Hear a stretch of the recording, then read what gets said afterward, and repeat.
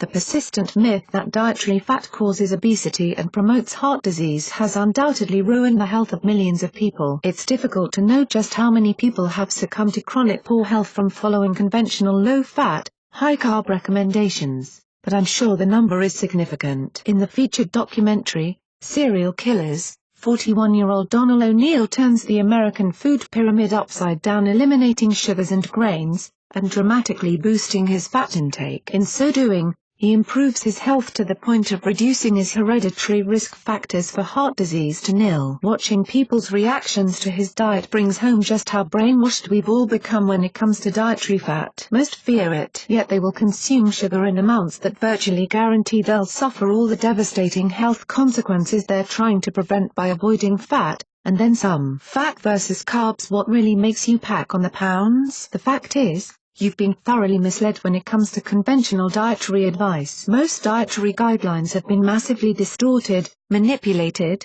and influenced by the very industries responsible for the obesity epidemic in the first place, the sugar and processed food industries. Shunning the evidence, many doctors, nutritionists, and government health officials will still tell you to keep your saturated fat below 10%, while keeping the bulk of your diet, about 60%, as carbs. This is madness, as it's the converse of a diet that will lead to optimal health. A recent Time magazine article highlighted a report by the Environmental Working Group, EWG, which showed that many breakfast cereals contain more than 50% sugar by weight. Cereals marketed specifically to children are among the worst offenders. Kellogg's Honey Smacks and Mom's Best cereals Honey Full Wheat top the list with 56% sugar by weight. If you're looking for alternatives for your family, you could try Snackimals from Barbara's. Snackimals is not on the EWG's list because it is a newer product. All of their flavors have only 7 grams of sugar per serving. Even diabetes organizations promote carbohydrates as a major component of a healthy diet, even though grains break down to sugar in your body, and sugar promotes insulin resistance, which is the root cause of type 2 diabetes in the first place. As noted in the film, if we could get all diabetics to eat a high-fat,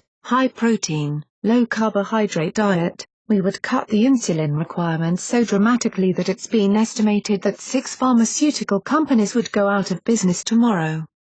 Contrary to popular belief, you do not get fat from eating fat. You get fat from eating too much sugar and grains. Refined carbohydrates promote chronic inflammation in your body, elevate low-density LDL cholesterol, and ultimately lead to insulin and leptin resistance. Insulin and leptin resistance, in turn, is at the heart of obesity and most chronic disease, including diabetes, heart disease, cancer, and Alzheimer's, all the top killers in the US. Don't fear the fat. In the film, O'Neal switches over to a diet where 70% of his calories come from healthy fat, most of it in the form of macadamia nuts, my personal favorite, and the remaining 30% of his caloric intake is divvied up between protein and fibrous fruits and vegetables. Over the course of 28 days, O'Neal loses weight and body fat, increases his lean muscle mass, feels more energetic and improves his athletic performance, increases his resting metabolic rate, improves his blood pressure,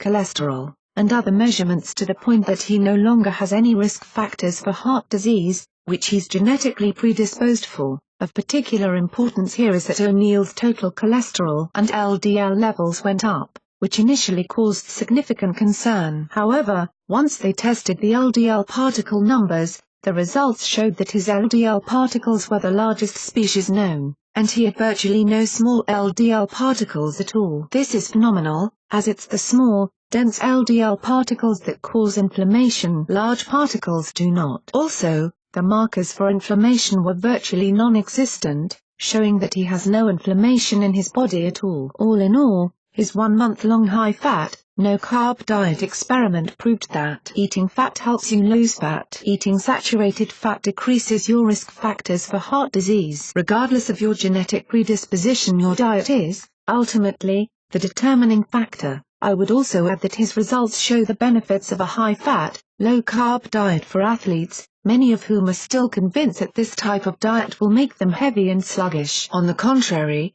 O'Neal breaks his own athletic record during his experiment, and refers to his renewed sense of vigor as feeling like a spring lamb. This high and sustained energy is a hallmark of ketogenesis, where your body is burning fat rather than sugar as its primary fuel. When your body burns fat, you don't experience the energy crashes associated with carbs. Saturated fat and cholesterol are both necessary for optimal health. Contrary to popular belief, saturated fats from animal and vegetable sources provide a number of important health benefits, and your body requires them for the proper function of your cholesterol. Another wrongly vilified dietary component also carries out essential functions within your cell membranes, and is critical for proper brain function and production of steroid hormones, including your sex hormones. Vitamin D is also synthesized from a close relative of cholesterol, 7-dehydrocholesterol. Your body is composed of trillions of cells that need to interact with one another. Cholesterol is one of the molecules that allow for these interactions to take place. For example,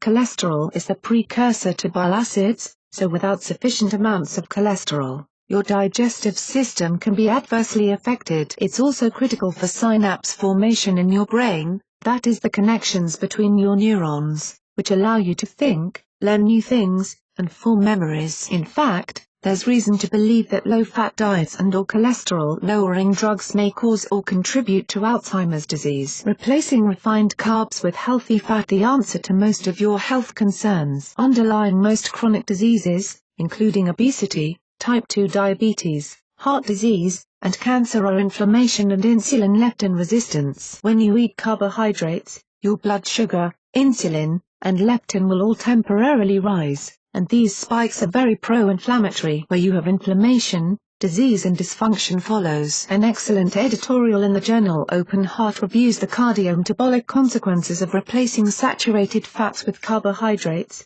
which includes the following. The answer, then, lies in avoiding these inflammatory spikes in blood sugar, insulin and leptin, and reversing insulin and leptin resistance. To do this, you need to avoid refined sugar, processed fructose, and grains. This means avoiding processed foods, as they are chock full of these ingredients, along with other chemicals that can wreak metabolic havoc. Eat a healthful diet of whole foods, ideally organic, and replace the grain carbs you cut out with. Another add-on suggestion is to start intermittent fasting, which will radically improve your ability to burn fat as your primary fuel. This too will help restore optimal insulin and leptin signaling. What's the deal with protein? Dr. Rosedale, who was one of my primary mentors on the importance of insulin and leptin, was one of the first professionals to advocate both a low-carb and moderate protein, and therefore high-fat, diet. This was contrary to most low-carb advocates who were, and still are,